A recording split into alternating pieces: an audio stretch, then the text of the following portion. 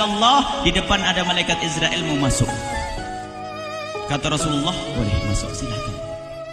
Kemudian malaikat Israel mengucapkan salam, dan setelah mengucapkan salam, malaikat Israel menawarkan, ya Rasulullah, aku disuruh oleh Allah untuk mencabut nyawamu atau membiarkan engkau.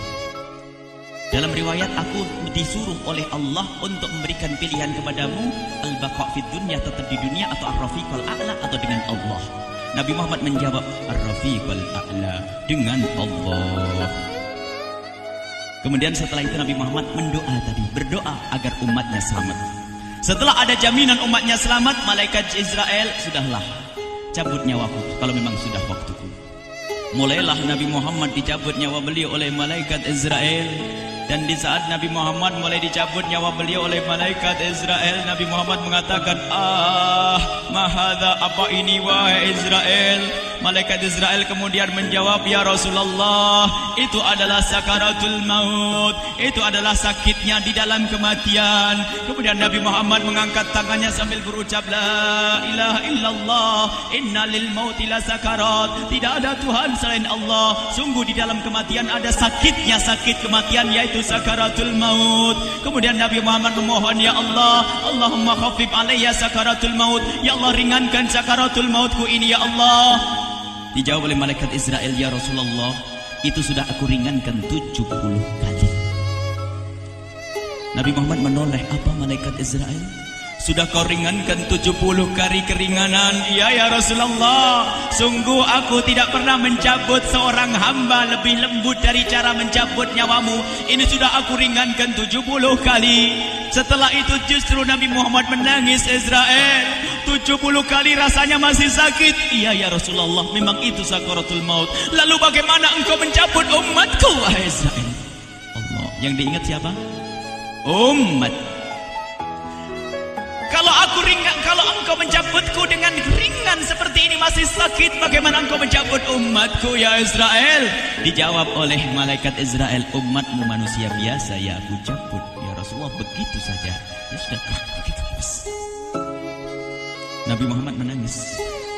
Tiba-tiba Nabi Muhammad mengangkat tangan dan memohon kepada Allah, Allah, Allah, inna lil mauti la sakarat, la ilaha illallah, inna lil mauti la sakarat, sungguh di dalam kematian ada sakaratul maut. Allahumma khaffif ala ummati sakarat maut, ya Allah, ringankan dari umatku sakaratul maut, wal thaqqil alayya, dan bebankan kepadaku.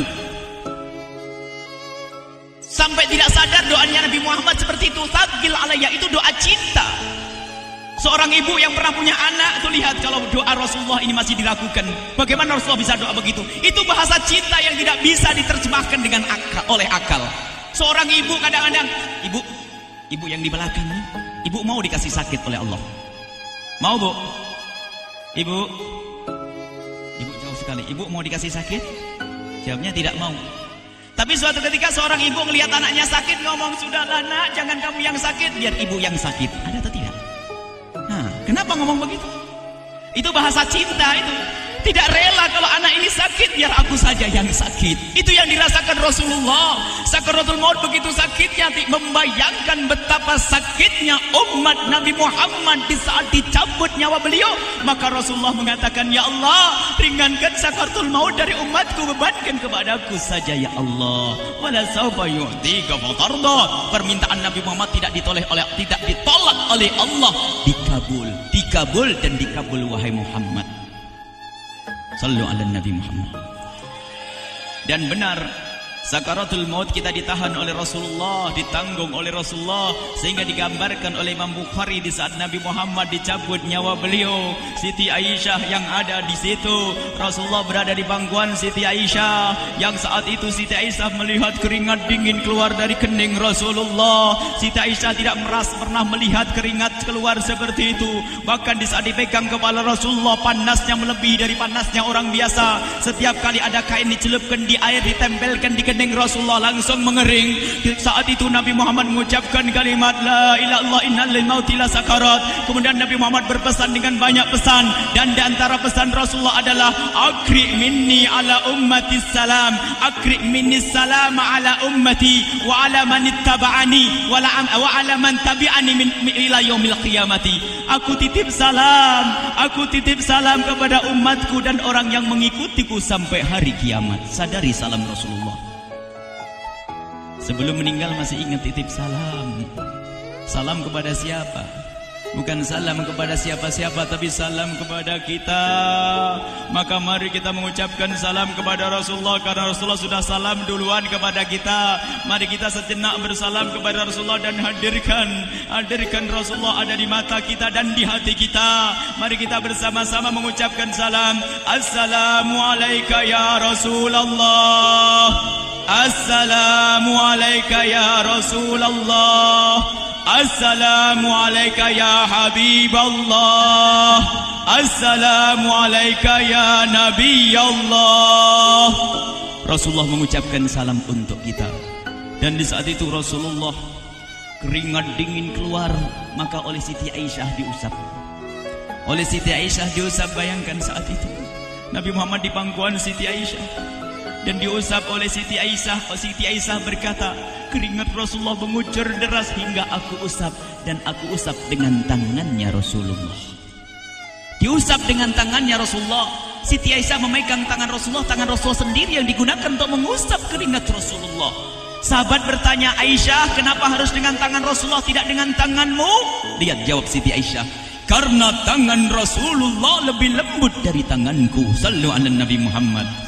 Masih sempat nyanjung itu sahabat Nabi. Dalam keadaan begitu masih menyadari kelembutan tangan Rasulullah, jasad Rasulullah, kemuliaan Rasulullah sallallahu alaihi wasallam.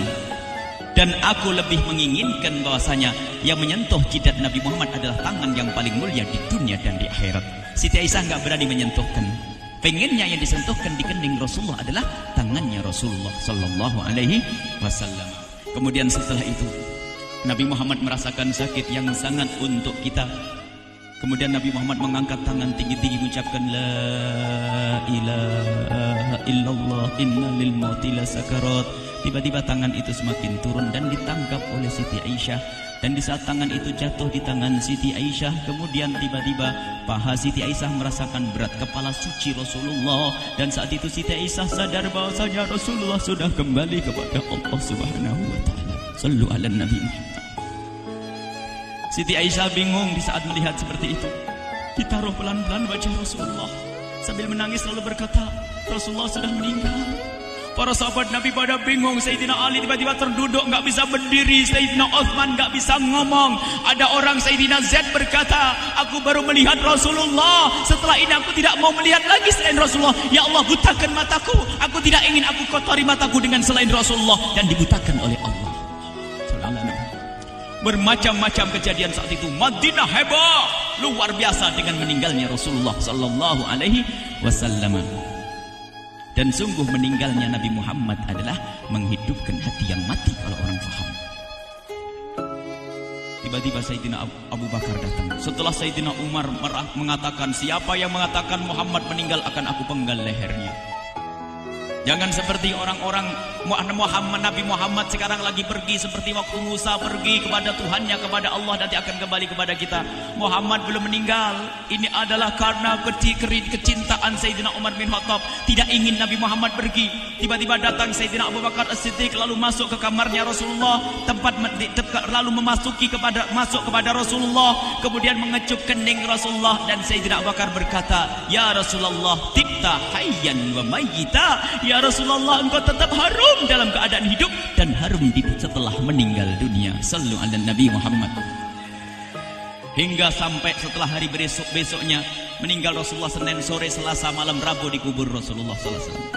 Setelah dikubur, Sayyidat Fatimah bertanya kepada Sayyidina Abdullah ibn Abbas, Sayyidina Anas, wahai Anas, hai Anas, sambil menangis Sayyidat Fatimah Zahra, hai Anas, bagaimana engkau tega?